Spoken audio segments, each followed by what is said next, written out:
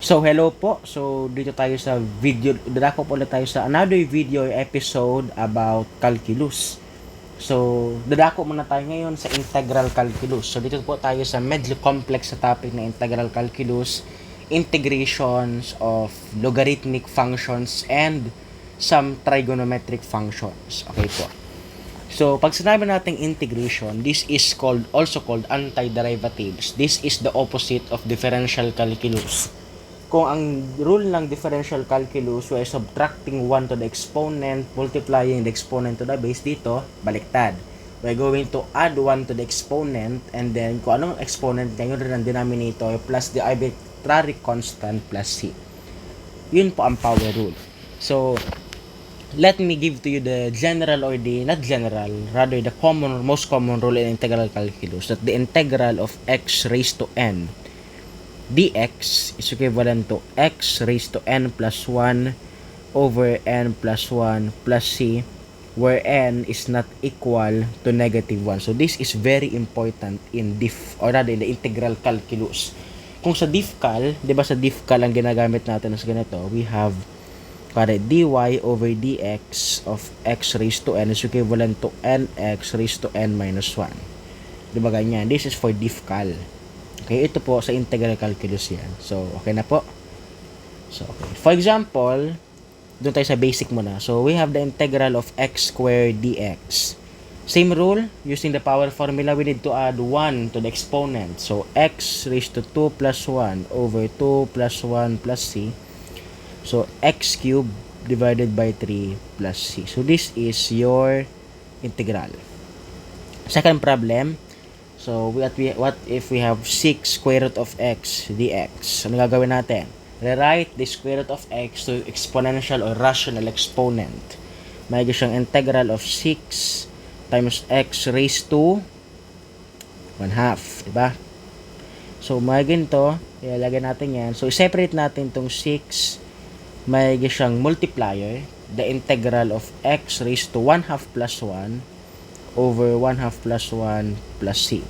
Nalagay siyang 6 times x raised to 3 halves over 3 halves plus c. Itaas natin yung 2 sa numerator to cancel the denominator of the denominator. So, 6 times 2x to the 3 halves over 3 plus c. Nalagay siyang 6 times 2, 12x to the 3 halves over 3 plus c. So, 12 divided by 3, 4x to the 3 halves plus c. So, this is your integral. Okay, so punta tayo dun sa ating main topic. So, number 3, what if you are given or you are going to integrate sine squared y, cosine y, dy? We have the two ways to solve, but we are going to use the most basic way. Ano ang derivative ng sine? Di ba, cosine? Ito nakita nyo dito. Yan. So, gagawin natin, power formula, itong sine squared y, ito, we're just going to add 1 sa exponent. So, may siyang sine cube y over exponent 3 plus c. So, yun na po. You have the integral.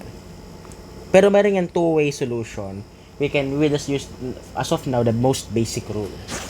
For number 4, so, we have the integral of cosine to the 4th x sine x dx. Anong derivative ng cosine? Di ba negative sign? So, automatically, ang answer natin, naka-negative. And then, yung ating cosine, 4 plus 1, maging 5x over exponent 5 plus c. Yeah. Okay. For number 5, what if you have the integral 2 dy over 3y minus 4. Ano gagawin natin? We are going to separate 2/3. Gawin natin siyang multiplier. May siyang 2 over 3 times the integral of dy over 3y minus 4. Okay po. So, mapapansin natin, nasa taas, wala tayong, wait lang. So, ito pala, 2 mo lang, kasi lalabas na natin to. Sorry. Kung ang derivative, anong derivative ng 3y minus 4? Diba 3? So, lagyan natin ng 3. Lagyan natin ng times, reciprocal of 3, 1/3 plus c. So, magiging siyang 2 times 1/3, 2/3. Since satisfied na ito, ang sagot mo dito ang raise kasi nitong 3y minus 4 is 1. Pero pag tinaas mo siya, may siyang 3y minus 4 raised to negative 1. Pero, sa power formula, dapat hindi negative 1 yung n. Ano magiging sagot natin? So, automatically, pag negative 1 yung n, ilagay natin ng ln o natural logarithm of, ano ba? Itong denominator, 3y minus 4 plus c. So, this is your answer. Nakuha po. Okay. For number 6, what if you have the integral of x squared dx over x plus 4? So, ang derivative ng x plus 4 is 1. So, wala naman sa numerator. We're going to use the long division. Pwede din namang synthetic division, pero mas prefer ko po, for me, long division. So, x squared. Tapos, ang rule natin, dapat pa may x squared, dapat may x. So, lagyan natin ng 0x dito. X squared divided by x. X times x squared. Automatic minus x squared yan. Tapos, x times 4. May siyang 4x. Diba? Tapos, x squared minus x squared cancel. Tapos, 0x minus 4x, negative 4x.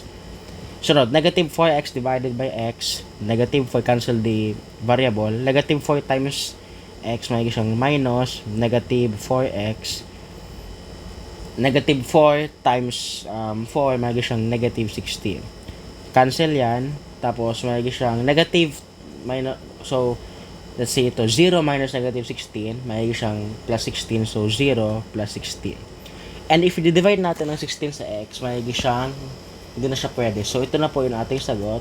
Our magiging method nito, integral of, ito mo nang quotient, x dx, minus integral naman ng 4 dx, plus itong 16, separate natin, integral of dx over yung divisor, yung nasa labas, divisor yan. So, magiging siyang x plus 4. And now, apply the power formula. Differential or integral of x is x squared over 2 minus yung 4, lagi lang natin ng x plus 16. Tapos yun nga, ln na yan kasi raised to negative 1 rin yung pag tinaas. 16 ln of absolute value of x plus 4 plus c. So, you now have the integral. Okay po? So, number 7. So, this will be our last example.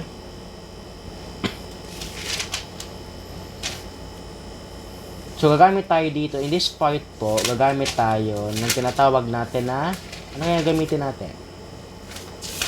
Alam nyo ba yung, identities? So, gagamit po tayo dito ng identities para matesting natin yun. Okay po. So, we'll be using here the identities. Wait lang. Ayan. So, what if you are to integrate sine 2t cosine 2t dt over 1 plus 3 cosine 4t. First step natin, ano gagawin natin? Ito kasing derivative ng 3 cosine 4t is nasa taas na sine pero magkaiba yung angle. So, ano gagawin natin? Ano kaya yung kulang dyan? Sa tingin nyo po. Ano yung kulang dyan? So, we need to identify first an identity. So, itong lagyan natin ng 2 sine. So, ang identity niyan 2 sine 2t cosine 2t is equivalent to sine 4t. This is an identity. Bakit may 2? Bakit kaya may 2? Kasi ang derivative ng angle mo, 2t, is 2. So, lalagyan natin ng 2. So, gamitin na natin itong sine 4t. So, magiging siyang integral of sine 4t dt over 1 plus 3 cosine 4t. Pero sa labas, kung nalagay tayo ng 2, dapat may reciprocal, which is 1 over 2. Okay po? And then, 1 over 2, integral of copy nyo itong sine 40 dt over 1 plus 3 cosine 40. Anong derivative ng 3 cosine 40? Derivative ng 44. 4 times 3, 12. Derivative ng cosine, negative sine. So, negative 12 sine of 40. tama yung angle, wala siyang coefficient. So, lagyan natin dito nung kulang na negative 12. Sa labas, i-times natin ng negative 1 over 12 as a neutralizing factor. So, na yun na, satisfied na siya. Negative 1 times 1, negative 1 over 2 times 12, 24. Copy the ln, nung denominator, 1 plus 3 cosine of 40 plus c. So, ayan na po yung ating answer. Madali lang naman, basta alam natin ang concept. So, yun lang po for integral calculus video. Abang-abang pa po sa mga next videos natin. Thank you.